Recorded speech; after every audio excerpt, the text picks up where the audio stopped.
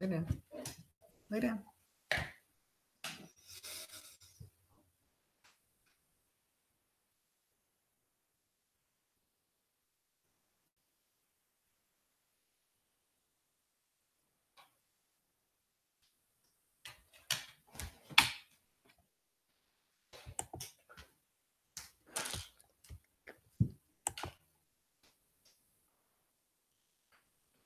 Yeah, lay down. Boy.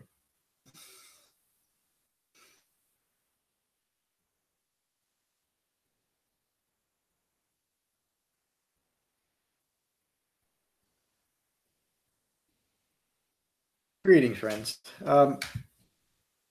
Today's Wednesday talk is obviously being given on Thursday. I've been busy the last couple of Wednesdays, and we've missed a couple of classes. I didn't say we missed it. The videotaping of last Saturday's and last Tuesday's class didn't take. There was some technical issues, as they say, that I think I figured out and resolved. At least this one seems to be recording okay. And so all of this week's talks at the center and this talk here today is on the Dhammacakkappavattana Sutta. And I'll talk about that in just a minute. But come on, Bose, lay down. I also like to use this Wednesday / Thursday talk. And let me say, when I miss the Wednesday talk, I will try to make it up on Thursdays. Not that many folks watch it live, but I do notice that a good number of folks do listen to it afterwards, and I'm grateful for that, and I hope you all find benefit from it. Before I get into today's talk, I also like to use this noontime talk to address some issues that come up, whether it's online or with students at the center, something that come up during our Sangha discussions. And I know I talked last week about the issue of different meditation methods and substituting them, and particularly we're talking about using counting meditations. Something else that has come up recently, and it's recurring, is, and it comes up a few different ways, the difficulty of maintaining Dhamma practice when there's such difficult times in the world. And then kind of a ancillary way of looking at that is, because things are so extreme right now in the world, wouldn't the Buddha be teaching something different? And so the answer is both the same. The Four Noble Truths address the ongoing issue of suffering in the world in the most eloquent, effective, and direct way that human beings have ever come across. In fact, the whole notion of suffering in the world is exactly what the Buddha taught, and he taught a way to bring that to cessation. Probably the most unfortunate thing that I've seen in the past 26, I haven't seen it, realized about the alterations and accommodations and embellishments made to the Buddha's Dhamma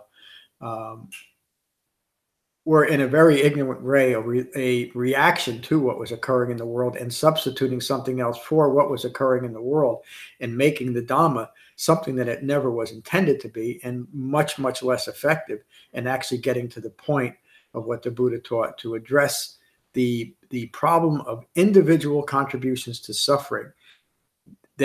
And one of the reasons why that's lost is that the initial message is we become indifferent. Even during the Buddha's time, we're indifferent to it. But it allows us to substitute what an ego's, a self-referential ego view should be of the world, rather than a right view developed by the Buddha. And I hope I'm not being too ambiguous about that, but maybe I can tie it back into what has occurred in the last, whatever it is, 15, 16 months since our presidential election. Lay down, boys. Right when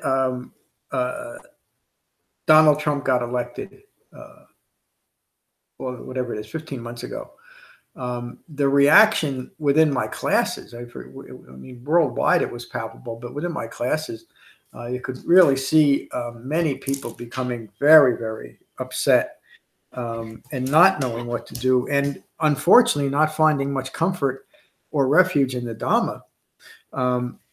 because they had gotten so upset, that in effect, really, literally, a literal translation of mindlessness.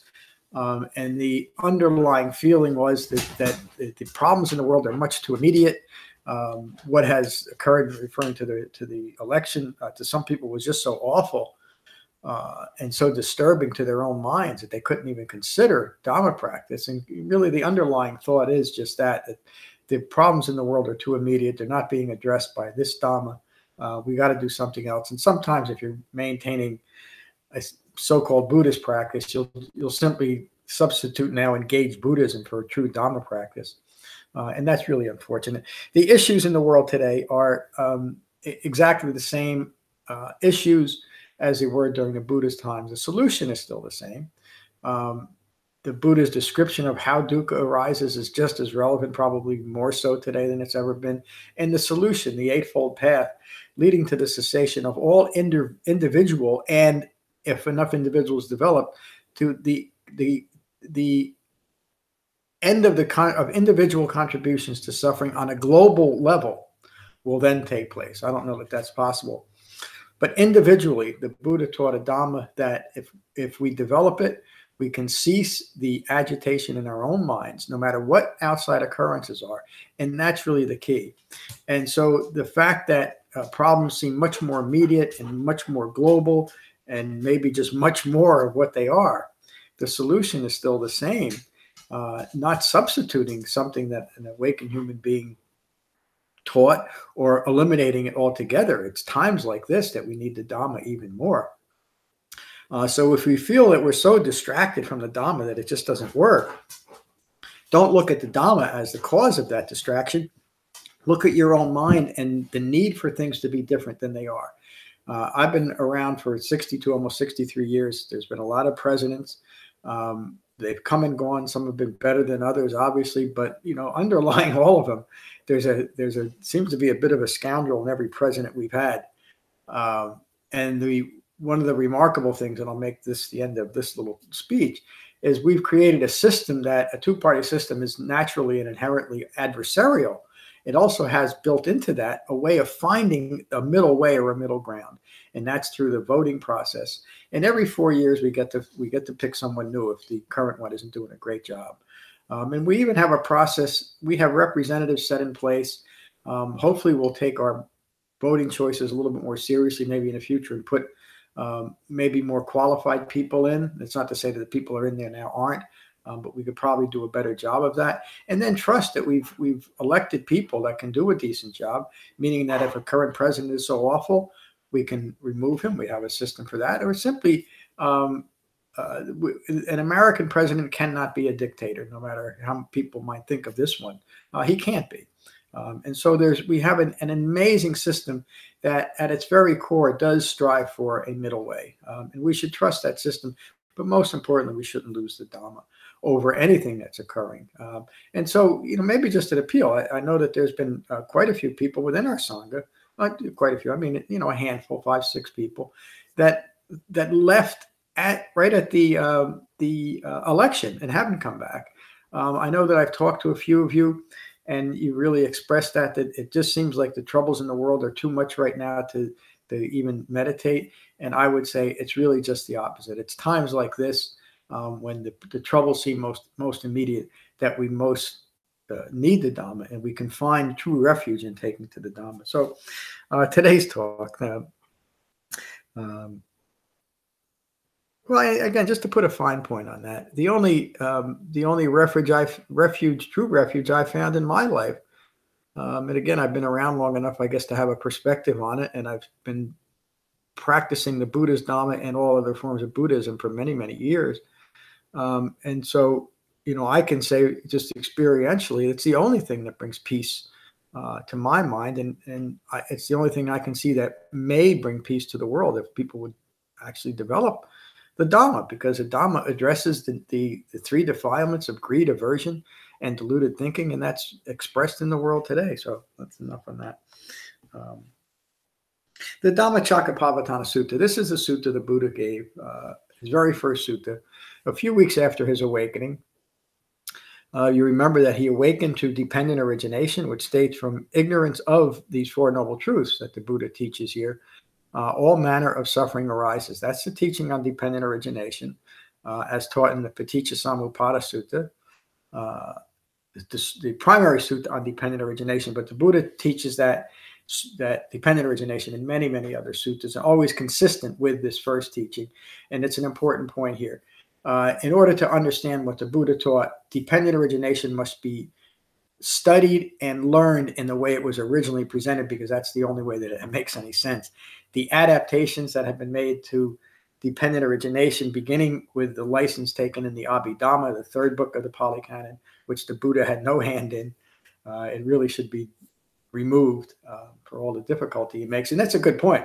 Look at the way that the dependent origination is presented in the Abhidhamma and how it's presented in the suttas, and you'll see something completely different.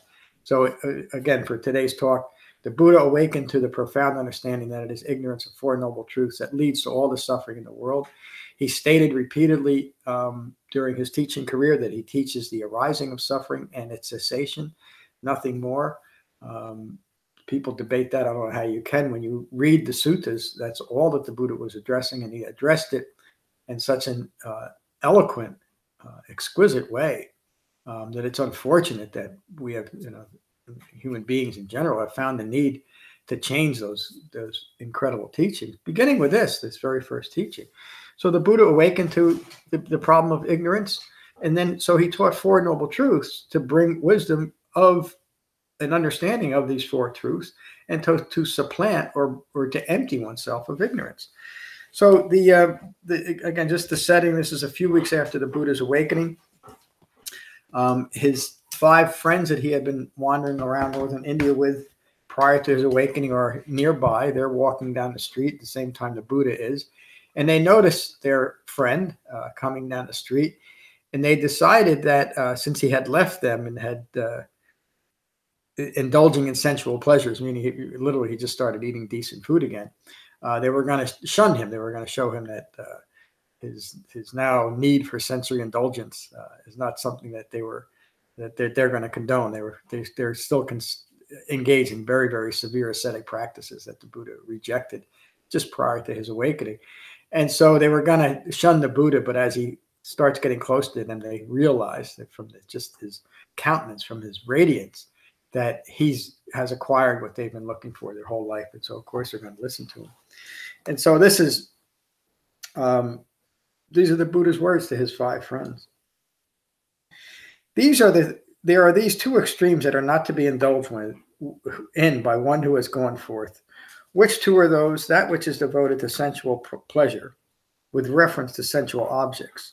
This behavior is base, vulgar, common, ignoble, unprofitable. It is devoted to self-affliction. That which is devoted to self-affliction is always painful and ignoble.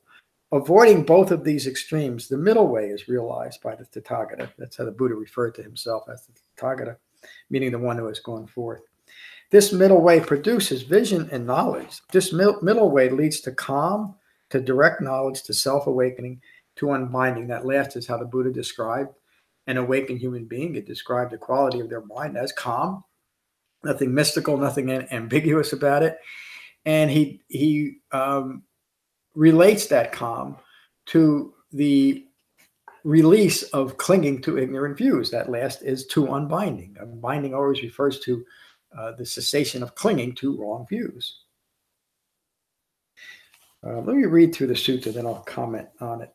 And what is this middle way realized by the Tathagata that brings vision and direct knowledge, that leads to calm and to self-awakening and to abiding? The middle way is precisely this noble eightfold path, which is right view, right intention, right speech, right action, right livelihood, right effort, right mindfulness, and right meditation. And the use of those terms, right or wrong, or skillful, unskillful, appropriate, inappropriate, simply points out that there is unskillful behaviors in relation to the Dhamma that must be addressed if we're going to develop the Dhamma. And so immediately, if you dismiss the importance of developing the Eightfold Path, again, you're dismissing everything that the Buddha taught, and you're dismissing his only path that he ever taught towards awakening.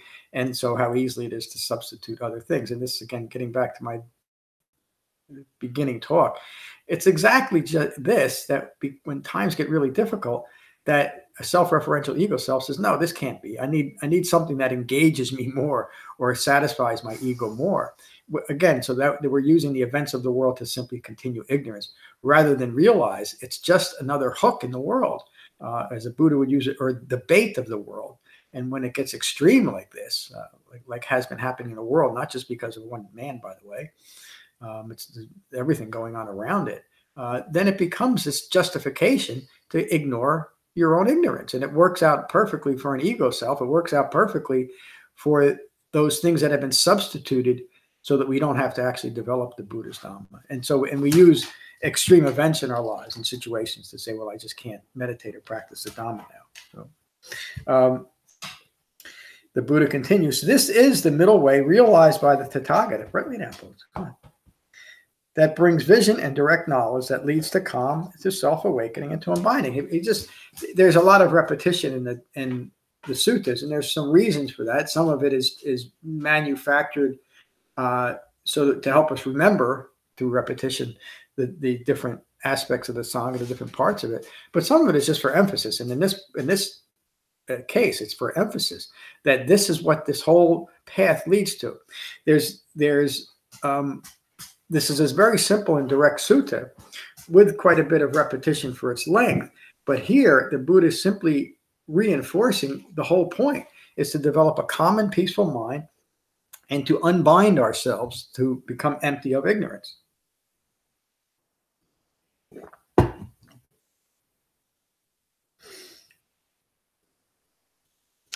I teach a very important and famous quote. I teach the truth of stress, meaning dukkha, and the truth of the path leading to the cessation of stress, nothing more. One of these days, I'll give a talk on some of the scholars, how they say that the Buddha didn't say that, or it's just a preliminary statement, but it's always referred to a later developed sutta to justify dismissing this primary sutta. And of course, that's necessary when you look at what the other and I'll call them sutras, things that have developed hundreds and even thousands of years after the Buddha's passing. The Platform Sutta is a good example of that. 2,000 years after the Buddha's passing, yet it's given such weight and credence in modern Buddhism. Again, getting right back to the point of developing a calm and peaceful mind. Now, think about that in relation to what's going on today, and how important it might be, or it is, to have a calm and peaceful mind in regards to what's going on and all the rhetoric that's getting thrown around. Let me go back that one. I teach the truth of stress and the truth of the path leading to the cessation of stress, nothing more. And the Buddha states, this is the noble truth of stress. Birth is stressful. Aging is stressful. Death is stressful. Sorrow, regret, pain, distress, and despair are stressful. Furthermore, association with the unbeloved is stressful, and separation from what is loved is stressful. Simplifying it just a little bit. Now, not getting what is craved for, not getting what is wanted, what is desired, is stressful. It's just a statement. The Buddha is not making even a moral judgment here. He's just stating that craving in any form is stressful. It's going to create dukkha. It's going to create unsatisfactory, disappointing experience.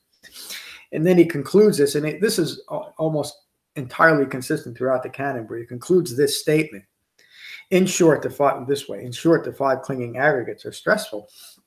And the five clinging aggregates simply describe the personal experience, the aggregates that provide the personal experience of ongoing suffering, form, feeling, perceptions, mental fabrications, and ongoing consciousness. But remember that consciousness is excuse me, it's consciousness that we're talking about is simply ongoing thinking rooted in ignorance. Once that thinking has gained wisdom of Four Noble Truths, it's no longer rooted in ignorance, and it no longer causes these ignorance to cling together and describe itself. And the Buddha continues, and this, monks, is a noble truth of the origination of stress, the craving that makes for further becoming, meaning that initial coming. It's so important to remember dependent origination here. The Buddha begins that with saying that it's from ignorance of Four Noble Truths that we become further ignorant, that we develop a life that is prone to becoming further ignorant and having and being prone to events in our lives that are prone to disappointment, prone to suffering. It's built in because of the way that we look at the world.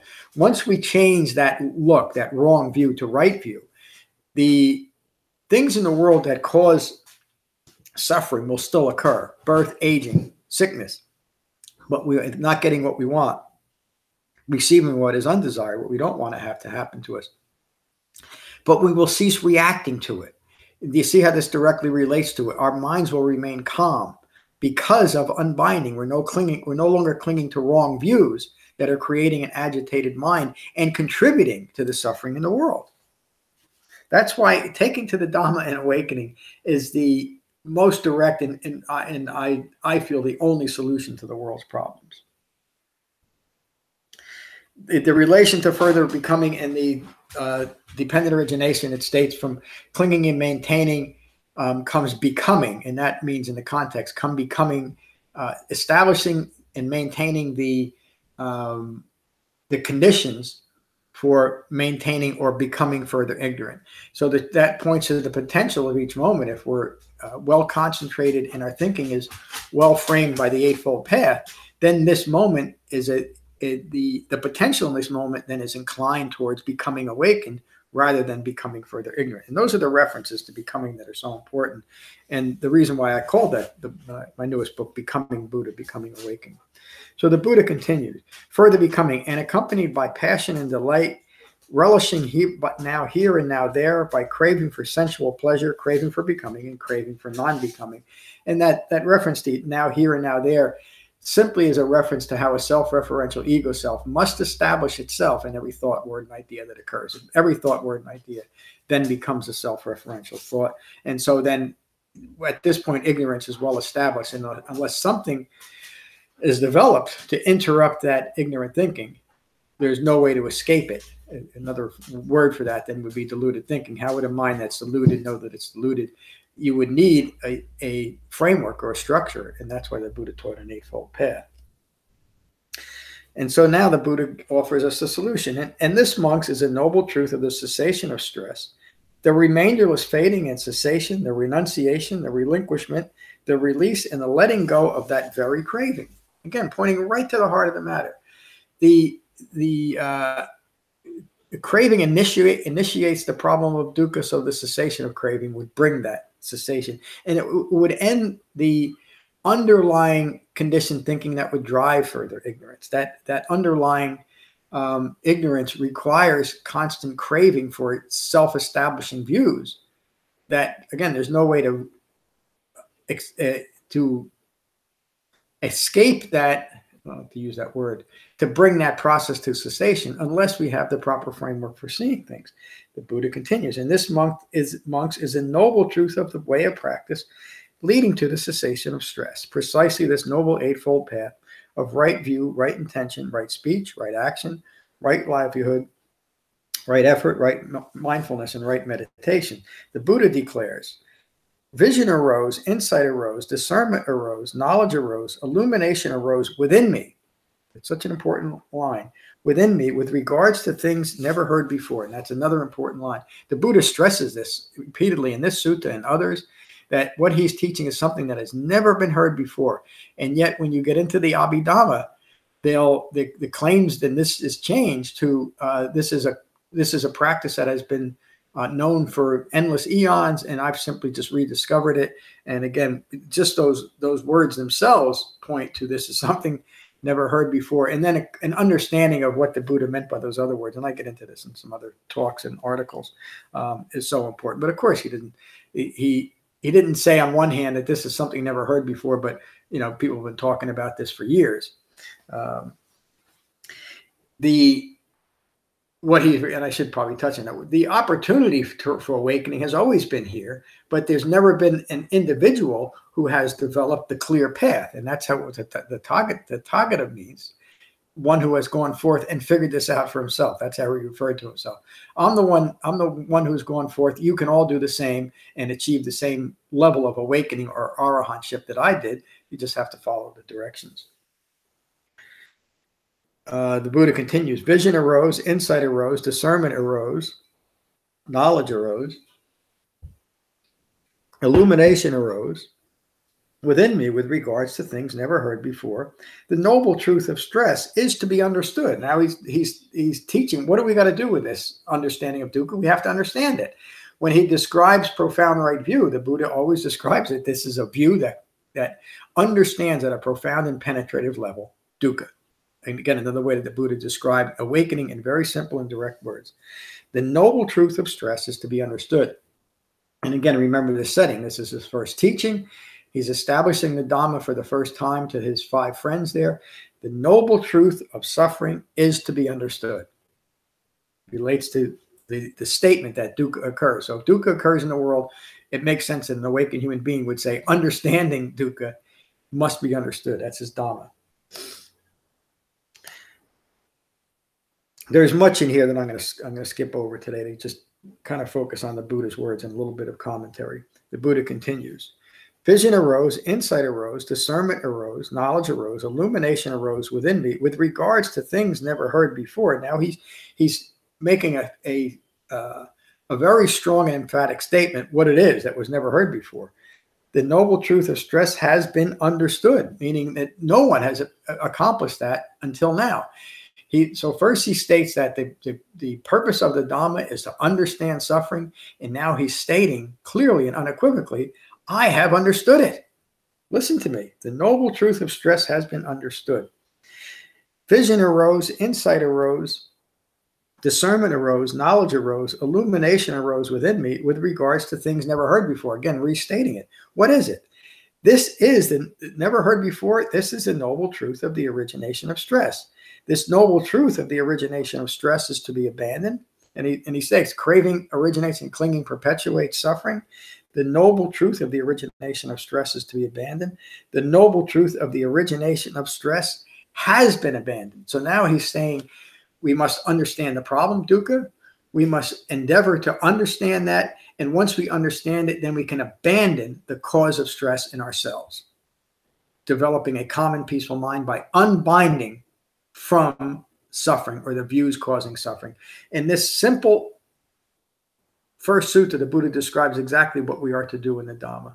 Recognize suffering, recognize our cause for suffering, recognize that suffering is rooted in ignorance of the way things truly are, the Four Noble Truths, and develop the Eightfold Path and end that ignorance. And so we simply no longer think that way. That's an awakened human being.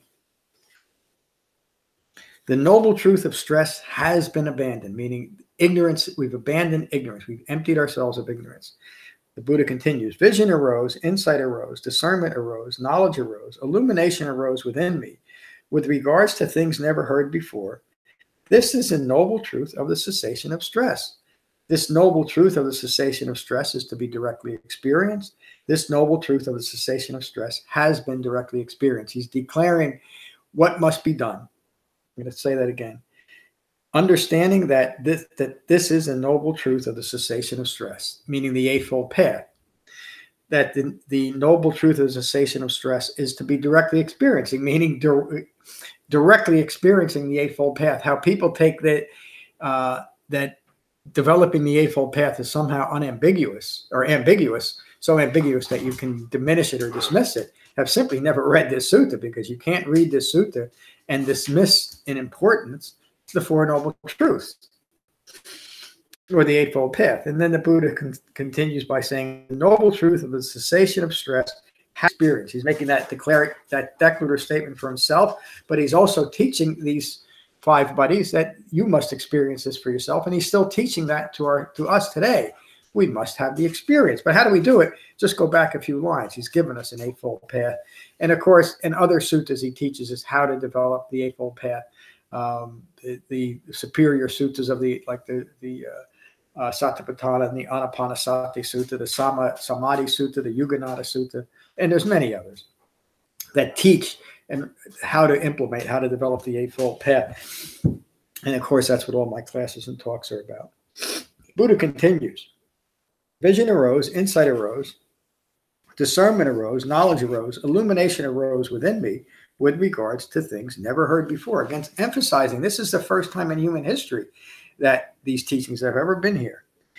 This is a noble truth of the way of practice leading to the cessation of stress. Now he's going to get, he's not taking a long-winded way to get to the point. He's stressing all the important points along the way of what the problem is, that the problem must be understood, that we must develop an experience of the cessation of that problem, and now emphasizing with no ambiguity what to do. This is a noble truth of the way of practice leading to the cessation of stress. This noble truth of the way of practice leading to the cessation of stress is to be developed. This noble truth of the way of practice leading to the cessation of stress has been developed. Again, not overemphasizing the importance of developing the Eightfold Path. And now, right, to back that up, the Buddha describes how he could not escape the feedback loop of discursive thinking rooted in ignorance until he developed this understanding. Monks, as long as my knowledge and vision concerning these Four Noble Truths was not pure, was not fully developed, I did not claim to have directly self-awakened. In other words, he didn't think that he accomplished anything. Certainly any type of intermediate understanding was of really no importance to the Buddha until he had actually awakened, because that's what his goal was, to awaken. He wasn't interested in dabbling in awakening or dabbling in spiritual practices or creating another habit, whether it's wholesome or not, because he understood that those are just, they just lay the conditions or establish or maintain the conditions for further ignorance. Anything, even something called spiritual practice or Buddhist practice, if it doesn't follow the Dhamma as simply and directly as the Buddha taught and get to the goal of understanding dukkha and bringing to cessation our individual contributions, is simply not the Dhamma. So substituting something for it is, again, it's one of the hindrances. It's indifference or doubt or skepticism, or it's just the constant need for sensual indulgence. But that's the problem that the Buddha is addressing. And when we substitute anything for the Dhamma, we're substituting our way out of the Dhamma. We're substituting something that is ineffective for something that is effective. Monks, as long as my knowledge and vision concerning these four truths was not pure, that's what he's referring to, I did not claim to have directly self-awakened. My self-awakening now is unexcelled in the cosmos, even with its deities, Maras, Brahmas, and with its contemplative and Brahmins, its royalty and common folk. That is another such important importance of a line. When you think about the constant need during the Buddha's time to use a practical teaching to create mystical or spiritual connotations about it so that we can appease to royalty or to deities or gods or disincarnate beings, the Buddha is saying that what I have developed far surpasses anything of any other realm, and it's here in this physical realm. This is where we awaken. And he's literally saying, don't concern yourself with those other thoughts and ideas, because they are of no consequence. They're a distraction to the Dhamma, and the Buddha is stating that so clearly here. And I'm just going to say it again. Even with my awakening is unexcelled in the cosmos, even with the deities, the Maras, the Brahmins, the contemplatives, and the Brahmins. There's two different things, but I won't get into it. Or its royalty and common folk. And this also relates to the caste system that said that so-called spiritual teachings couldn't be given to the lowest of the low, often called untouchables. The Buddha taught everyone. Our dog's going to bark in a minute, I think. The Buddha continues. But as soon as my knowledge and vision concerning these Four Noble Truths was truly pure, then I did claim to have directly self-awakening and awakening unexcelled in the cosmos. Knowledge and vision arose in me. Unprovoked is my release. Another important line, this is my last birth. There is now no further becoming. The Buddha is declaring that in this moment, and he's certainly talking about a future physical birth, that he won't be reborn again, displaying the myth of a future Buddha. But even that idea contradicts what the Buddha taught, another talk. That last line, for me, there is now no further becoming, meaning there's nothing left within the Buddha. There's no ignorance left to fuel or to provoke, using the word here, any further becoming. He is now an awakened human being. There's nothing left to maintain or fuel a life further rooted in becoming ignorant. He is now an awakened human being. And that's the potential that all of us can develop.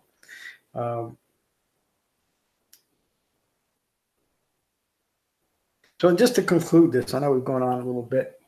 This is what the Blessed One said, the Buddha. The group of 5 monks were delighted at his words. While this discourse was being given, the Venerable Kandana declared, all conditioned things that are cessation. The Buddha, having heard that, said, so you really know, Kandana, you really know.